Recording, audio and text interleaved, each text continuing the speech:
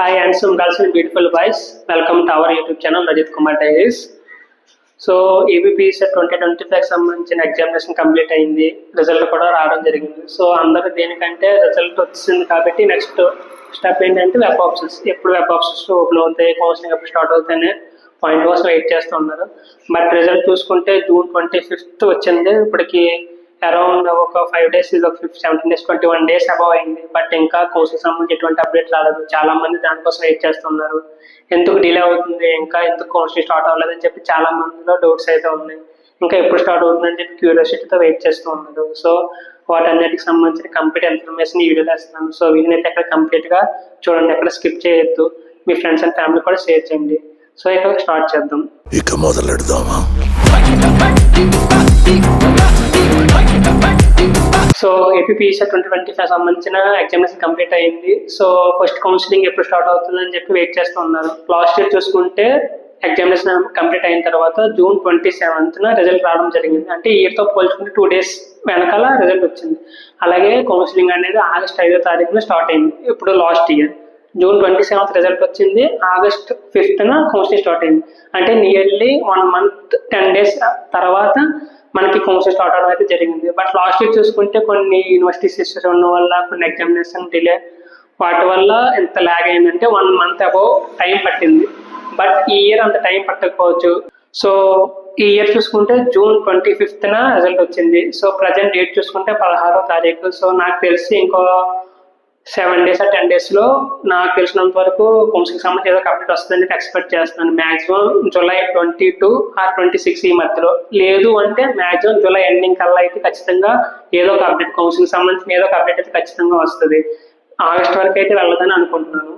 So counselling start అయ్యి ఈ గ్యాప్లో మీరేం చేయాలంటే కౌన్సిలింగ్ సంబంధించిన సర్టిఫికేట్లు అన్నీ మీరు రెడీ చేసుకుని ఉంచుకోండి. ఎలాగ డిలే అవుతుంది కాబట్టి అప్పటికప్పుడు మీ సర్టిఫికేట్లు అరేంజ్ చేసుకుంటే ఇబ్బంది అవుతుంది. దానికన్నా ముందే మీరు ఏవైతే రిక్వైర్డ్ సర్టిఫికేట్లు ఉంటాయో అవన్నీ కూడా ముందే అరేంజ్ చేసుకోండి. మీకు మ్యాక్సిమం ఇబ్బంది పెట్టి సర్టిఫికేట్లు ఏమంటే మీ 10th డిగ్రీ, 10th ఇంటర్ అన్నీ ఉంటాయి. కానీ డిగ్రీ సంబంధించిన డిగ్రీ కంప్లీట్ చేసినట్టు మార్క్స్ మెమోర్, సిఎంఎంఆర్, ప్రొవిజనల్ సర్టిఫికేట్ తీసుకొని మీ దగ్గర ఉంచుకోండి. అలాగే క్యాస్ట్ సర్టిఫికేట్ కూడా అప్డేట్ చేయించుకుంటుకోండి. ఇన్కమ్ కూడా ఈ ఇయర్ 2025 సంబంధించింది అప్డేట్ చేయించుకుంటుకోండి. క్యాస్ట్ సంబంధించింది ఏ ఇయర్ ఉన్నా పర్లేదు, కానీ ఇన్కమ్ మాత్రం ఖచ్చితంగా 2025 అప్డేటెడ్ సర్టిఫికేట్ మీద ఉంచుకోవడం మీకు బెస్ట్ ఆప్షన్.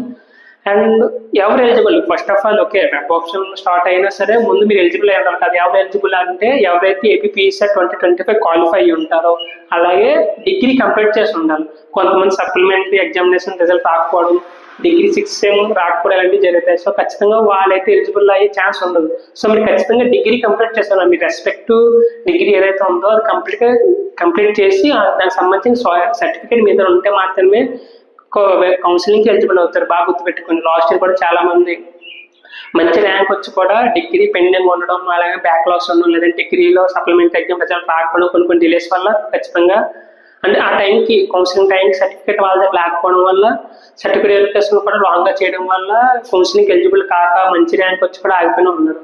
సో ఆ ప్రాబ్లమ్ మీరు ఫేస్ చేయకుండా అంటే ఖచ్చితంగా మీరు డిగ్రీ క్వాలిఫై అయినట్టు సర్టిఫికేట్ మీ దగ్గర ఉండాలా, అలాగే ఏపీపీఎస్లో మంచి ర్యాంక్ వచ్చి కూడా ఉండాలి.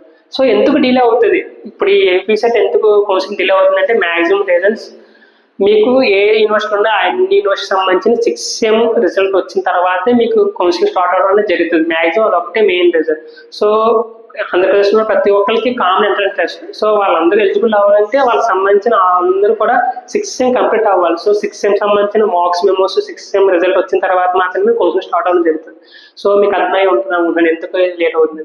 సో మీకు కౌన్సిలింగ్ స్టార్ట్ అయ్యే టైంకి మీకు ఖచ్చితంగా 6th sem మార్క్స్ మెమో కూడా మీ దగ్గర ఉంటుంది కాబట్టి ఆ ప్రొవిజనల్ కానీ, సిఎంఎం కానీ, లేకపోతే ఏదైతే డిగ్రీ మార్క్స్ మెమో ఉంటుందో మీ దగ్గర ఉంచుకుంది. అలాగే certificate verification main thing. Next వచ్చి దాంట్లో వెబ్ ఆప్షన్లో మీకు మెయిన్గా ఉంటుంది. వెబ్ ఆప్షన్లో సర్టిఫికేట్ వెరిఫికేషన్ ఇయర్లో 10 days అలా అవ్వచ్చు. సో 10 days ఇచ్చినా సరే చాలా మంది రాంగ్ స్టెప్స్ చేస్తారు. వెబ్ ఆప్షన్లో సర్టిఫికేట్ వెరిఫికేషన్ అవ్వక బ్యాక్ వస్తూ ఉంటారు. సో ప్రాబ్లం ఫేస్ చేయకుండా ఉండాలంటే మీ సర్టిఫికేట్స్ అన్ని జాగ్రత్తగా పెట్టుకోండి.